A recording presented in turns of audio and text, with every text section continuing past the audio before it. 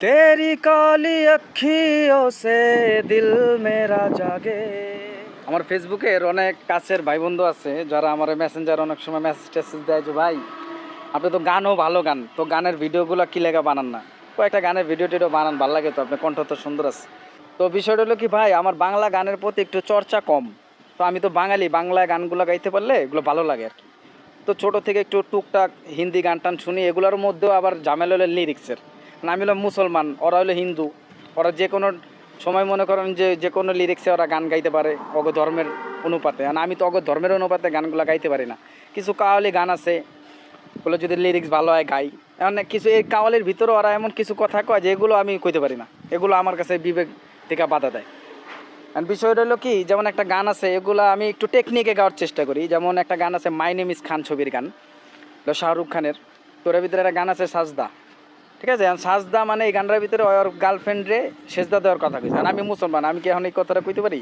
অবশ্যই না। কিন্তু এই গানটা আমার ভালো লাগে, তো আমি এই গানটাও একটু টেকনিকে গাই। এখন দেন যে টেকনিকে গাই, যদি এই টেকনিকে আপনারা শুনতে চান তাহলে আমার কমেন্ট করতে পারেন, আমি আপনাকে এই টেকনিকে গায়ে শোনাম। তো দেন ভালো লাগে কিনা। तेरी काली अखियों से दिल मेरा जागे, धड़कन से तेज दौड़ू सपनों से आगे।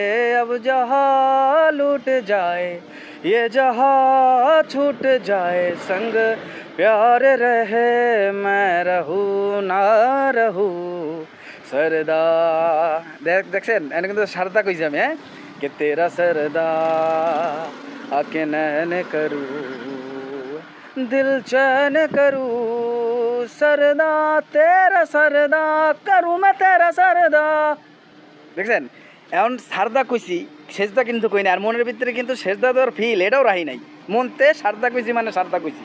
যদি এরকম সারদা শুনতে চান, এই সিস্টেমে শুনতে চান, কমেন্ট করতে পারেন, আমি শোনাবো। হ্যাঁ, লিরিক্স আমার কাছে কোনো ম্যাটার করে না, ঠিক আছে? সুর লয় তাল হলো বড় জিনিস। আমি ভুলভাল লিরিক্সও গান গাইতে ভালোবাসি, কারণ আমার কণ্ঠ ঠিক করতে ভোকাল ক্লিয়ার করেন, উড়াদুরা গান লিরিক্সের গোষ্ঠী মারেন।